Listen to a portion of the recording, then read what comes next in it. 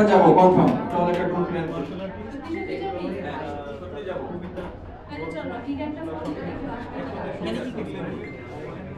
হ্যাঁ দোস্ত, আমরা তো ট্যুর প্ল্যান করছিলাম, সিলভার ডিক যাওয়ার কথা ভাবছিলাম, তুই যাবি?